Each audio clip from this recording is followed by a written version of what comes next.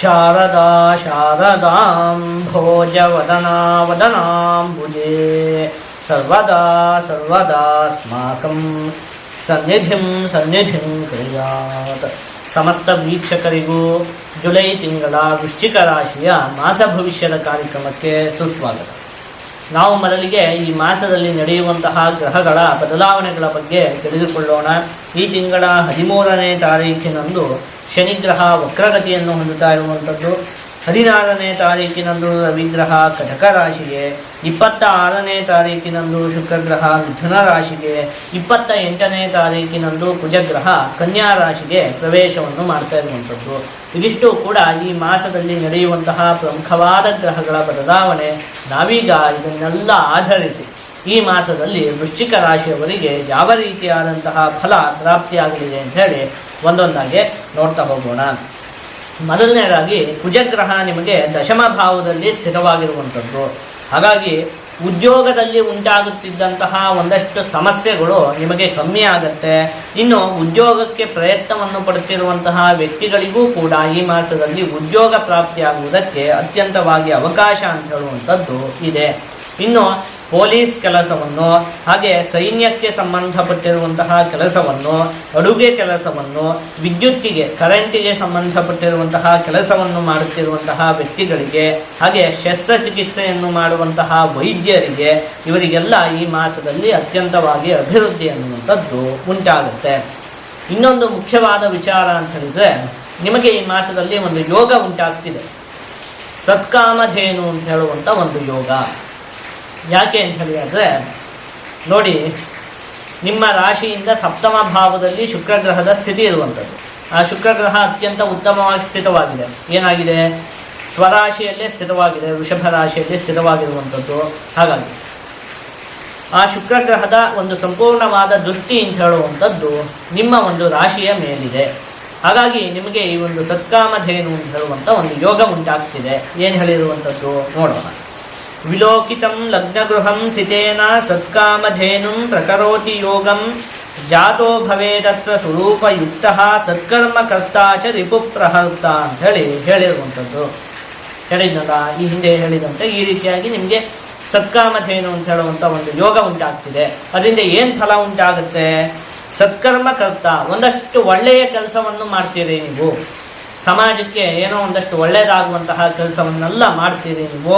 ಅದಾದಮೇಲೆ ರಿಪುಪ್ರಹರ್ತ, ಶತ್ರುಗಳನ್ನೆಲ್ಲ ಒಂದು ಸಲ ಮಟ್ಟ ಹಾಕಿಬಿಡ್ತೀರಿ. ಸುಮ್ಮನೆ ತೊಂದರೆ ಕೊಡ್ತಿದ್ರಲ್ಲ ನಿಮಗೆ ಸಣ್ಣ ಪುಟ್ಟಕ್ಕೆಲ್ಲ, ಅಂತಹ ಶತ್ರುಗಳನ್ನೆಲ್ಲ ಒಂದು ಸಲ ಮಟ್ಟ ಹಾಕಿಬಿಡ್ತೀರಿ. ಆಯಿತಾ? ಇದೊಂದು ನೀವು ಸಂತೋಷ ಪಡಬೇಕಾಗಿರುವಂತಹ ವಿಷಯ. ಇನ್ನೂ ಒಂದು ನೀವು ಸಂತೋಷ ಪಡಬೇಕಾಗಿರುವಂತಹ ವಿಷಯ ಇದೆ. ಅದೇನು ಅಂತ ಹೇಳಿ ಆದರೆ, ಈ ಮಾಸದಲ್ಲಿ ಈ ಹಿಂದೆ ನೋಡಿದ್ವಲ್ಲ 13ನೇ ತಾರೀಖಿನಂದು ಶನಿಗ್ರಹ ವಕ್ರಗತಿಯನ್ನು ಹೊಂದುತ್ತಾ ಇರುವಂಥದ್ದು. ಎಲ್ಲಿದೆ ಹೇಳಿ ನಿಮಗೆ ಶನಿಗ್ರಹ? ಪಂಚಮ ಭಾವದಲ್ಲಿದೆ. ನಿಮಗೀಗ ಪಂಚಮ ಶನಿ ಅಂತ ಹೇಳುವಂಥದ್ದು ನಡೀತಾ ಇದೆ ಅಲ್ವಾ? ಈಗ ಶನಿಗ್ರಹ ವಕ್ರವಾಗ್ತಿದೆಯಲ್ಲ, ಏನಾಗುತ್ತೆ? ಒಂದು ಗ್ರಹ ವಕ್ರಗತಿಯನ್ನು ಹೊಂದಿದಂತಹ ಸಂದರ್ಭದಲ್ಲಿ ವಕ್ರಂಗತೋ ರುಚಿರಶ್ಮಿ ಸಮೂಹ ಪೂರ್ಣಃ ನೀಚಾರಿಭಾಂಶ ಸಹಿತೋಪಿ ಭವೇತ್ ಸ ಥೇಟಃ ವೀರ್ಯಾನ್ವಿತ ಅಂತ ಹೇಳಿರುವಂಥದ್ದು. ಅಂದರೆ ಆ ಗ್ರಹಕ್ಕೆ ಬಲ ಅಂತ ಹೇಳುವಂಥದ್ದು ಪ್ರಾಪ್ತಿ ಆಗುತ್ತೆ. ಆ ಗ್ರಹ ಬಲಿಷ್ಠವಾಗುತ್ತೆ. ಏನಾಗುತ್ತೆ? ಗ್ರಹಕ್ಕೆ ಬಲದ ಪ್ರಾಪ್ತಿ ಉಂಟಾದಂತಹ ಸಂದರ್ಭದಲ್ಲಿ ಏನಗ್ರಹೇಣ ಯತ್ರೋಕ್ತಂ ಅಶುಭಂ ವಾ ಶುಭಂ ಫಲಂ ಬಲೀಚೇತ್ಸ ಶುಭಂ ಪೂರ್ಣಂ ಅಶುಭಂ ದುರ್ಬಲೋ ಯದಿ ಅಂತ ಹೇಳಿರುವಂಥದ್ದು. ಅಂದರೆ ಆ ಗ್ರಹದಿಂದ ನಿಮ್ಗೆ ಒಂದಷ್ಟು ಅನಿಷ್ಟ ಫಲಗಳು ಪ್ರಾಪ್ತಿ ಆಗ್ತಿತ್ತಲ್ಲ ಈ ಪಂಚಮ ಶನಿಯಿಂದಾಗಿ, ಆ ಅನಿಷ್ಟ ಫಲಗಳು ಅಂತ ಹೇಳುವಂಥದ್ದು ಕಮ್ಮಿ ಆಗುತ್ತೆ. ಸಂತೋಷ ಪಡಬೇಕಾಗಿರುವಂತಹ ವಿಷಯ. ನಾವೀಗ ಮೊದಲು ಈಗ ಒಂದು 2-3 ತಿಂಗಳಿಂದ ನಿಮ್ಗೆ ಪಂಚಮ ಶನಿ ನಡೀತಾ ಇರ್ತದ, ಏನೇನು ಸಮಸ್ಯೆ ಉಂಟಾಗ್ತಿತ್ತು ಅಂತ ಹೇಳಿ ನೋಡೋಣ. ಈ ಸಮಸ್ಯೆಗಳೆಲ್ಲ ಕಮ್ಮಿ ಆಗುತ್ತೆ. ಮೊದಲು ಏನೇನು ಸಮಸ್ಯೆ ಉಂಟಾಗ್ತಿತ್ತು ಅಂತ ಹೇಳಿ ಆದರೆ, ಈಗ ಒಂದು 2-3 ತಿಂಗಳಿಂದ ನಿಮಗೆ ಮೊದಲನೇದಾಗಿ ಮನಸ್ಸಿಗೆ ಒಂದು ನೆಮ್ಮದಿ ಅಂತ ಹೇಳೇ ಇರಲಿಲ್ಲ. ಚಿಂತೆ, ಏನೇನೋ ಒಟ್ಟು ಚಿಂತೆಗಳು, ಮಲಗಿದ್ರೆ ನಿದ್ದೆ ಕೂಡ ಬರೋದಿಲ್ಲ, ಆ ರೀತಿಯಾದಂತಹ ಪರಿಸ್ಥಿತಿ ಅಲ್ವಾ? ಸಣ್ಣ ಪುಟ್ಟ ಚಿಂತೆಗಳು ಯಾವಾಗ ನೋಡಿದ್ರು ಏನೋ ಒಂದು ಚಿಂತೆ ಅಂತ ಹೇಳುವಂಥದ್ದು ಕಾಡ್ತಾ ಇತ್ತು. ಇನ್ನು ಯಾವುದೇ ದೃಢವಾದ ನಿರ್ಧಾರವನ್ನು ತೆಗೆದುಕೊಳ್ಳೋದಕ್ಕೆ ಆಗ್ತಾ ಇರೋದಿಲ್ಲ ನಿಮಗೆ. ಒಂದು 5 ನಿಮಿಷ ಯಾವುದೊಂದು ಕೆಲಸನ ಈ ರೀತಿ ಮಾಡೋಣ ಅಂತ ಅನಿಸ್ತಿತ್ತು, ಇನ್ನೊಂದು 5 ನಿಮಿಷಕ್ಕೆ ಆ ನಿರ್ಧಾರ ಬದಲಾಗ್ಬಿಡ್ತಿತ್ತು. ನಿಮಗೆ ದೃಢವಾದ ನಿರ್ಧಾರವನ್ನೇ ತೆಗೆದುಕೊಳ್ಳುವುದಕ್ಕೆ ಆಗ್ತಾ ಇರಲಿಲ್ಲ. ಆ ರೀತಿಯಾದಂತಹ ಒಂದು ಪರಿಸ್ಥಿತಿ ಇತ್ತು.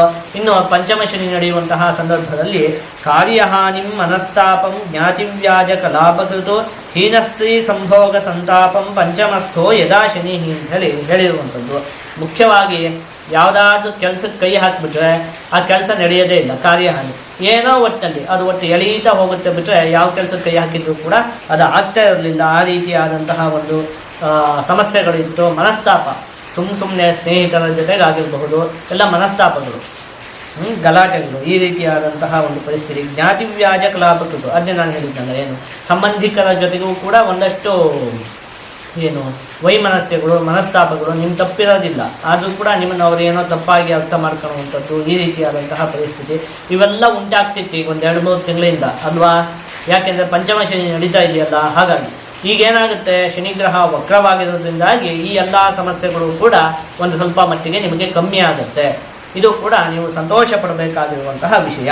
ಇದಿಷ್ಟು ಕೂಡ ನಿಮಗೆ ಈ ಮಾಸದಲ್ಲಿ ಪ್ರಾಪ್ತಿಯಾಗುವಂತಹ ಶುಭ ಫಲಗಳು. ಒಂದು ವಿಚಾರದಲ್ಲಿ ನೀವು ಜೋಪಾನವಾಗಿರ್ಬೇಕಾಗುತ್ತೆ. ಅದೇನು ಅಂತ ಹೇಳಿ ಅಂದರೆ ರಾಹುಗ್ರಹ ನಿಮಗೆ ಚತುರ್ಥ ಭಾವದಲ್ಲಿ ಸ್ಥಿರವಾಗಿದೆ. ಹಾಗಾಗಿ ವಾಹನವನ್ನು ಚಲಾಯಿಸುವಂತಹ ಸಂದರ್ಭದಲ್ಲಿ ನೀವು ಈ ಮಾಸದಲ್ಲಿ ಒಂದು ಸ್ವಲ್ಪ ಜೋಪಾನವಾಗಿರಬೇಕು. ಅದನ್ನು ಬಿಟ್ಟು ನೋಡಿದ್ವಲ್ಲ, ಉಳಿದಂತಹ ಎಲ್ಲ ವಿಚಾರದಲ್ಲಿಯೂ ಕೂಡ ನಿಮಗೆ ಈ ಮಾಸದಲ್ಲಿ ಅಭಿವೃದ್ಧಿ ಅನ್ನುವಂಥದ್ದು ಉಂಟಾಗುತ್ತೆ. ಈಗ ಇದನ್ನೆಲ್ಲ ಒಟ್ಟುಗೂಡಿಸಿ ಒಂದೊಂದೇ ವಿಚಾರದಲ್ಲಿ ಈ ಮಾಸದಲ್ಲಿ ಯಾವ ರೀತಿಯಾದಂತಹ ಫಲ ಪ್ರಾಪ್ತಿಯಾಗಲಿದೆ ಅಂತ ಹೇಳಿ ನೋಡ್ತಾ ಹೋಗೋಣ. ಮೊದಲನೇದಾಗಿ ಆರೋಗ್ಯಕ್ಕೆ ಸಂಬಂಧಪಟ್ಟಿರುವಂತಹ ವಿಚಾರದಲ್ಲಿ, ಉಸಿರಾಟಕ್ಕೆ ಸಂಬಂಧಪಟ್ಟಿರುವಂತಹ ಆರೋಗ್ಯದ ವಿಚಾರದಲ್ಲಿ ನಿಮಗೆ ಈ ಹಿಂದಿನಿಂದಲೂ ಕೂಡ ಏನಾದರೂ ಆರೋಗ್ಯದ ಸಮಸ್ಯೆಗಳು ಇದ್ದಂತಹ ಪಕ್ಷದಲ್ಲಿ ಅವಾಗ ನೀವು ಒಂದು ಸ್ವಲ್ಪ ಜೋಪಾನವಾಗಿ ಇರಬೇಕಾಗುತ್ತೆ. ಇನ್ನು ಕುಟುಂಬ, ವಿದ್ಯೆ, ಹಣಕಾಸು, ಉದ್ಯೋಗಕ್ಕೆ ಸಂಬಂಧಪಟ್ಟಿರುವಂತಹ ವಿಚಾರದಲ್ಲಿ ಈ ಮಾಸ ಉತ್ತಮವಾಗಿದೆ. ಆದಷ್ಟು ನೀವು ಈ ಮಾಸದಲ್ಲಿ ಭಗವಂತನಾದ ಶಿವನ ಒಂದು ಆರಾಧನೆಯನ್ನು ಮಾಡಬೇಕು. ಹೀಗೆ ಮಾಡುವುದರಿಂದ ನಿಮಗೆ ಯಾವುದೇ ಶುಭ ಫಲ ಅಂತ ಹೇಳುವಂಥದ್ದು ಪ್ರಾಪ್ತಿಯಾಗುವುದಿಲ್ಲ. ಜೊತೆಗೆ ಎಲ್ಲ ಶುಭ ಫಲಗಳು ಕೂಡ ಸಂಪೂರ್ಣವಾಗಿ ಪ್ರಾಪ್ತಿಯಾಗುತ್ತೆ.